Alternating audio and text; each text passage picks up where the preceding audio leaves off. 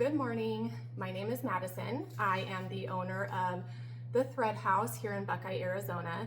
I do custom embroidery, DTF prints. Well, I do the pressing, not the printing. I have a fabulous third-party DTF printer here close by who does all my DTF printing. Shout out to Pineapple Transfers. She ships nationwide, so if you are looking for a transfer of your own, I highly recommend following her.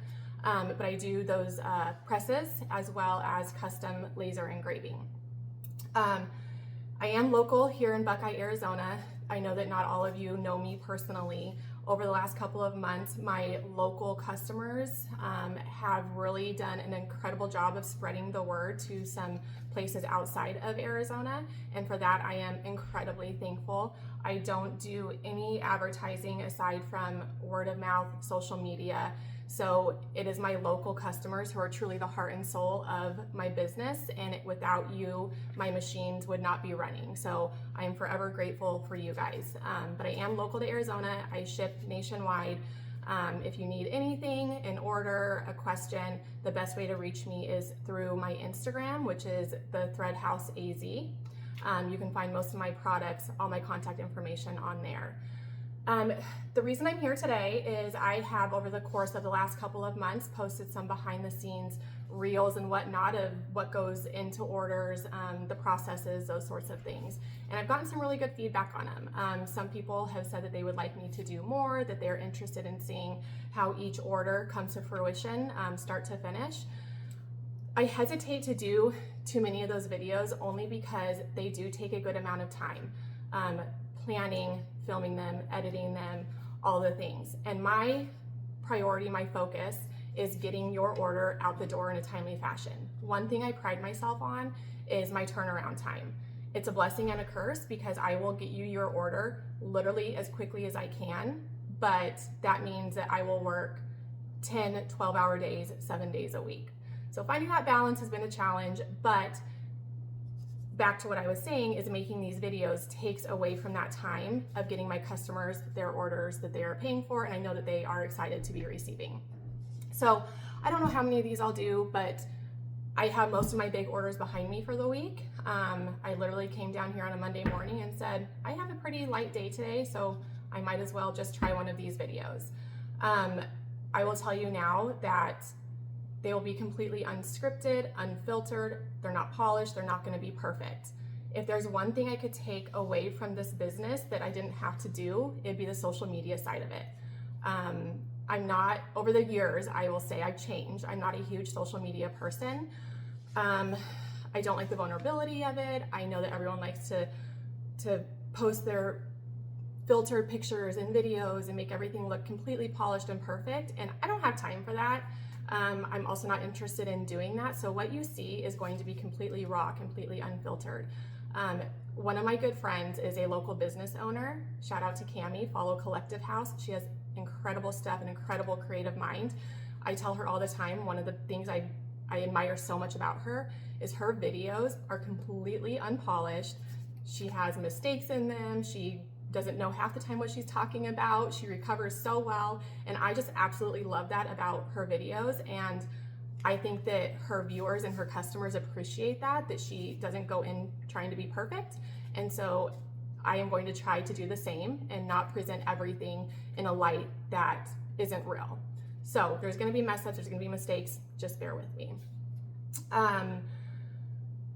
The first thing I'm going to do today is work on a shirt order it's actually, my husband's a firefighter, and it is an order from his fire department for some union shirts.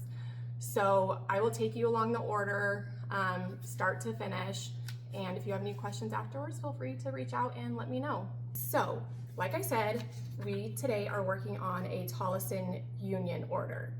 So when a customer comes to me wanting an order or inquiring about prices, process, whatever it might be, the first thing I always ask is if they have a logo available. 9 times out of 10, if you are a business or a company, you're gonna have a logo. Sometimes if it's more of like a novelty sweatshirt or something, then we have to start from square one and design it. And in that instance, there might be a small design setup fee. But like I said, 9 times out of 10 for polos, company polos, they have something ready to go. I don't need it in a specific file or format. I literally need a screenshot, a rendering, whatever, very loose, and that's all I need. Once I have your logo, I have to put it into a file format that my embroidery machine can read. It's a very specific format. It's not an SVG or a PNG or a PDF or any of those things. It's called a DST file, and it is specific to my machine. In order for me to get it into that file format, I have to use a third-party person or company called a digitizer. That person puts it into an embroidery software, literally stitches or creates the file as a stitch file and tells my machine every single stitch and where it needs to go. I use a digitizer by the name of Stitch Aura, who is incredible. His prices are low. He has an incredibly quick turnaround time. If I submit him a design, he has it back to me within 24 hours. Communication is great. Just for future knowledge, an upper left chest or right chest logo to get it digitized is a flat $12 fee. If we're doing something full front or full back size, that is a $15 fee. The cool thing is, once we have your logo in the format that we need, we can use it over and over on whatever garments you want. We can use it a million times. It's just either that $12 or $15 flat fee to get us started. So I got the logo, sent it off to Stitch Aura.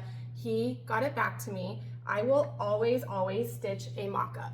Not every embroiderer will stitch mock-ups, but I do, because the last thing I want to do is take a garment that you are paying for, stitch it out, and realize that something is wrong. Not only does that delay our timeline, but it comes out of my pocket to replace that item. Not every embroidery person works that way. If I mess up on an item, it is coming out of my pocket. That is in no way, shape, or form the responsibility of the customer. One thing I do pride myself on, that again, not every shop does, is I do not require that the garment is provided by myself. I allow you to bring your own garments in if you wish.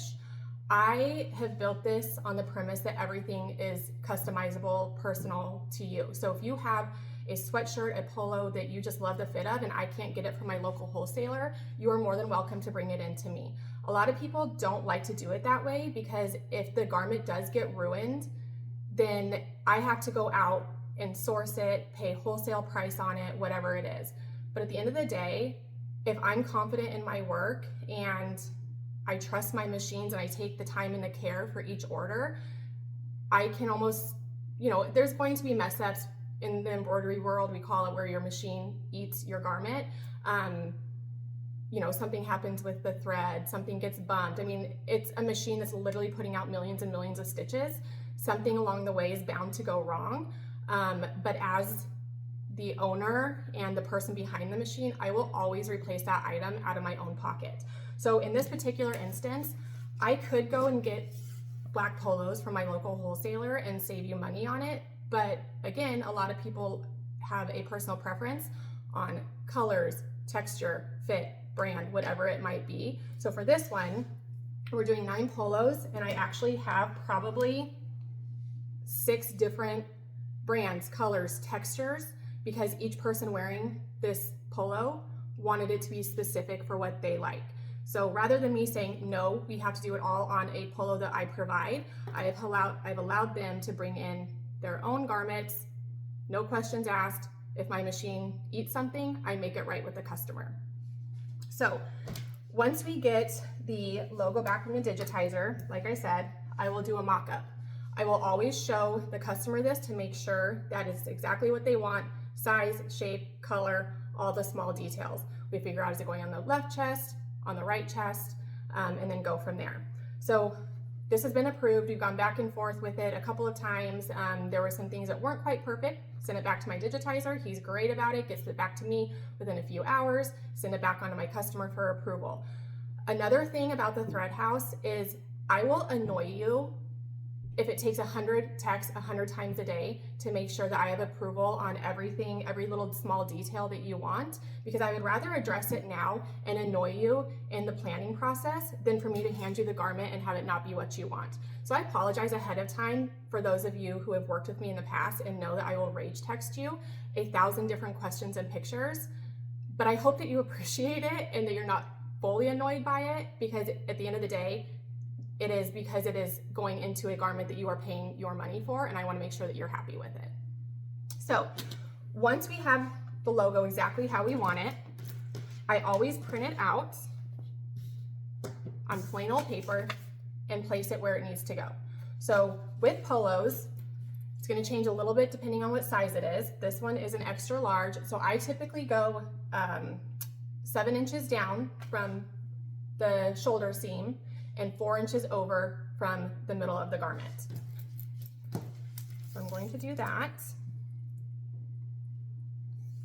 Everyone gets nervous when they're here about me marking on their garments. These pens are amazing. They are heat erasable. I mark it. The last thing that I do after an order is done is I press it to make sure we get all the wrinkles out, make it look nice, and this literally disappears. So I'm going to mark 7 inches over. Or I'm sorry, 7 inches down, 4 inches over, mark my spot.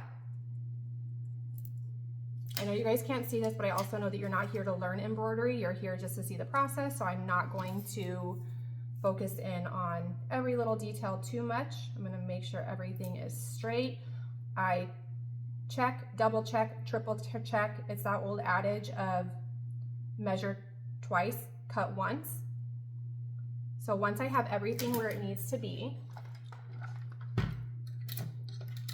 I just tape it down, oops, and take it over to my embroidery hoops. So this is going to go right there. You're at my hooping station, and what a hoop is it's a magnetic front and back that you're going to clasp the garment between. This holds everything nice and tight. You push slip this onto the machine, and then it gets embroidered inside of this area. Depending on the size of the design, the size of the garment, there's different size hoops that you use. This is my upper left chest hoop. It's like a 5.5 by a 5.5. These are called mighty hoops. Any embroidery person who does not have these needs to spend the money and invest in them. They are a game changer. So I put my bottom hoop in here, and then I have to decide what kind of stabilizer I'm going to use. There are dozens of kinds of stabilizer, and it's going to depend on how dense your stitch is, what kind of material you're putting it on, what the use is going to be. Tons of considerations when deciding which kind of stabilizer to use. For this particular garment, it is a kind of spandexy, thin material, and so if we put a really heavy stitch onto this material, it is going to not wash up good. It's going to pucker, tug, pull different directions. It's going to warp. At a certain point, there are designs and material types that you can only do so much, and you just need to know that that design and that stitch density is not going to result in the outcome that you want on that type of material. And full transparency about that to your customers is really the only approach in those situations, is just let them know ahead of time that this might not result in the outcome that you want. So for this one, because it is a thinner material and it's a fairly dense stitch design that we're putting on there, I am actually going to use my cutaway stabilizer. So you have a cutaway and a tearaway. A tearaway is for less dense stitches, and it literally tears. Cutaway, you have to cut it, does not tear.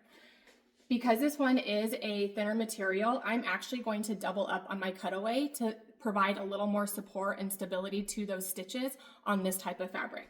So I slip my stabilizer into my hooping station, making sure it's nice and tight. I might have cut this one a little bit big because it's wrinkling underneath of there. I can turn it. That's going to be better. Okay. Then I'm going to take my shirt. I can take this logo off because I have marked on here the borders of where it is going to stitch. So I've got my top, my center, my bottom, my left, and my right. I'm going to unbutton it and then slip it onto my hooping station. And you're going to get everything lined up exactly symmetrical, centered, right in the middle of this hoop. And if it takes me 6 tries to get this right, I will do it 6 times. I kind of feel for the edges, make sure, I like to use this, what is this called? The placket, I think. Use this placket seam to wrap around the edge, make sure that that is nice and straight. Okay, so again, this is a very non-sophisticated way of cross-checking my placement. This is magnetic, this is an Allen wrench. I take this long Allen wrench and my hoop shows me where the center is of each side. I place it right in the center, it's magnetic, and I look to make sure that all of my lines going horizontally are in line with the Allen wrench, which is also in line with the hoop. So horizontally, I'm good. Take it, put it on the vertical plane, do the same thing, make sure that everything is touching that line at the same time, everything is nice and straight and centered, and it is. So this guy is ready to get put onto the machine. So we are here at the machine, and I've got my garment hooped nice and tight. They say that to know if it's on correctly, it should be almost like a drum sound when you hit the back of it. So everything is good here. I'm going to double check what color of bobbin thread I have in my bobbin case. Typically you're going to use black or white. This is going to be the stitch that goes on the back side. So it doesn't really matter what color, except for the fact that every now and then the bobbin thread will show through the front. And so you want to make sure that whatever color you're using here matches the primary color of your logo. Because if I'm doing an all, let's say I'm doing a yellow logo on a white shirt and my bobbin color is black and that bobbin color shows through, there's going to be specks of black on your logo. And so best standard of practice is just to make sure that you can match either black or white. So we snap this into the bracket. It's just going to slide in underneath of these clips. Make sure that there's no part of the shirt folded up underneath, because everyone who's ever worked on an embroidery machine has stitched the garment together, and you don't realize it till you pull it off and you can't get the hoop out because it is literally stitched to the back of the garment. So everything is good here. So now I come over to my display screen. I've got my design uploaded here. I need to change the hoop size.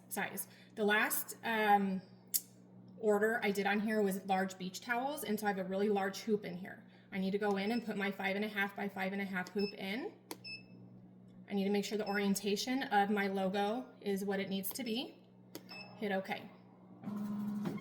So now it is checking the size, making sure that the hoop I say that it has in is a hoop that has actually been placed onto the machine.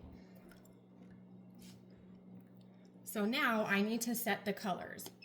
On my computer, I have the file pulled up. You probably can't see it, but it tells me the sequence of the thread colors it's going to use. This is an all black and white logo, so I am going to use that sequence to input into my machine, to tell my machine which colors to use.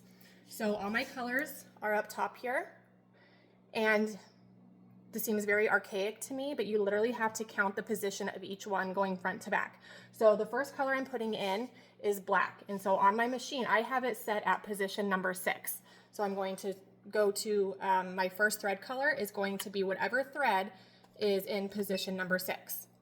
Then the next one is going to jump to a white. White is in position number 9, and I just continue inputting the colors based on what the stitch pattern is from the software. All right. So I've got that in there. The next thing I am going to do is to make sure that the needle of my machine is lined up in that center point of my design that I marked back there at the table. So I'm going to line this up exactly. I'm going to push the needle down and make sure that it hits the exact center of my mark.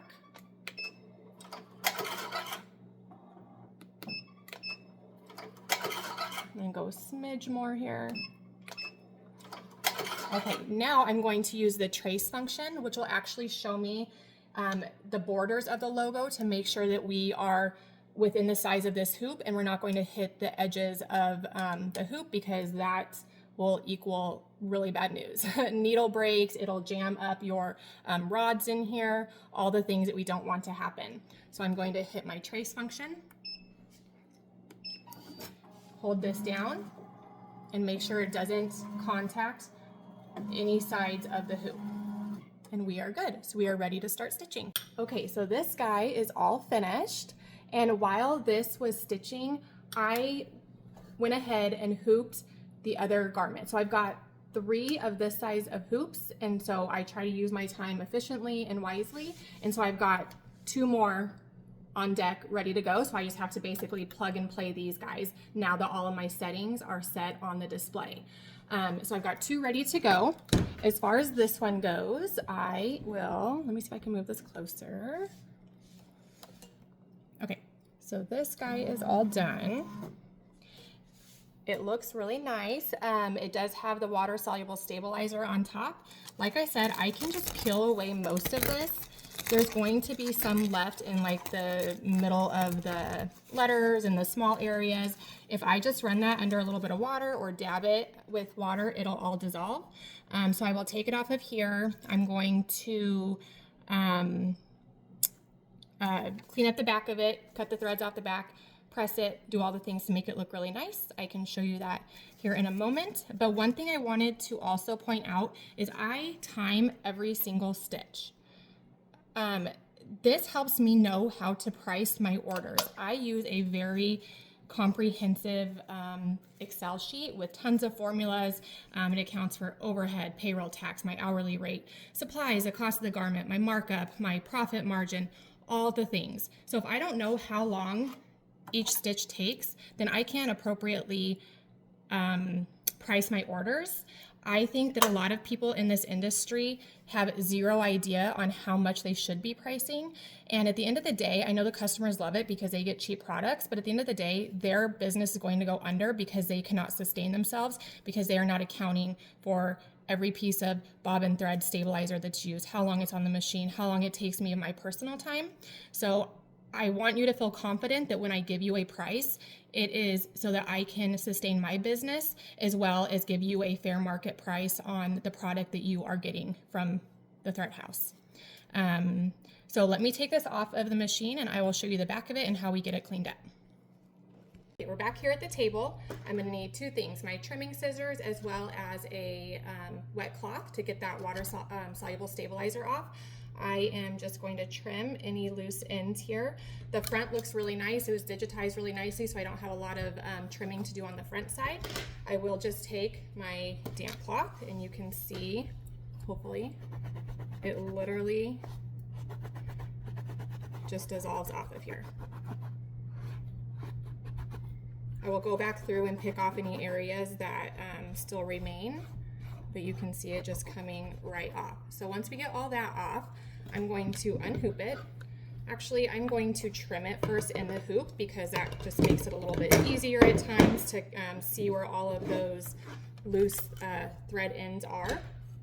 So you can see, I don't know if you can, all of that trimming that needs to be done. So I'm going to trim all those little guys off.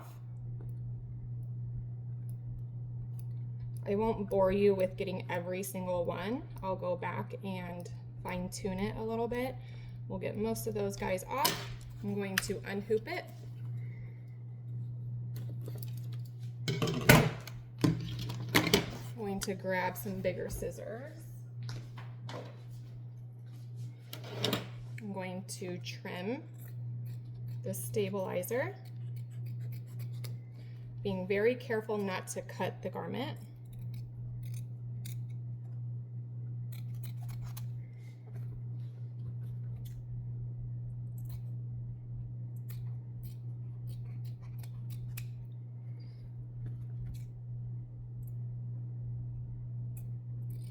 And then once this is all cleaned up, I will take it over to the heat press, give it a good press, get the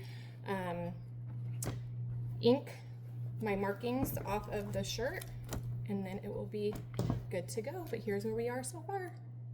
Okay, so I'm back with the finished product. I know I said I was going to heat press it, all that jazz, but this video is getting to be much longer than I anticipated for it to be.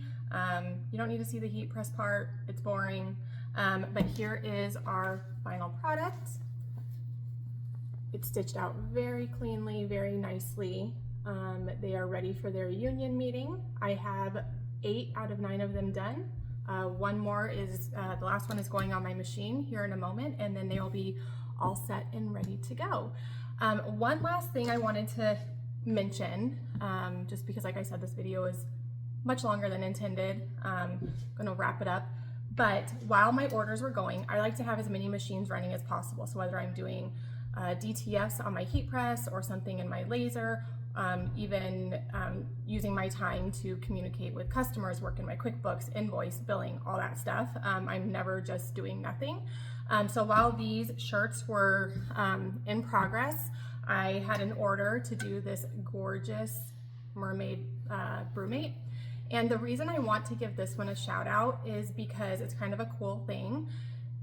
The person who ordered this, I've probably done, I don't even know, 4, 5 tumblers for her, but she and her husband actually own a apparel business in the West Valley. So we share the same space within the industry, all in the same community.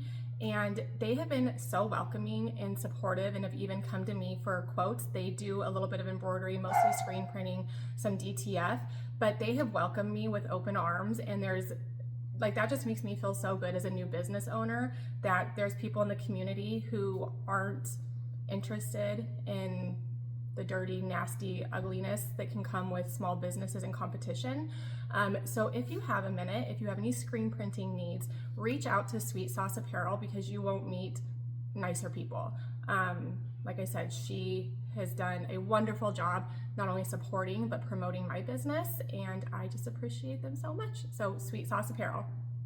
I think that's all I have for today. We'll see if I come back and do any more videos or not, because this took entirely too long, but enjoy.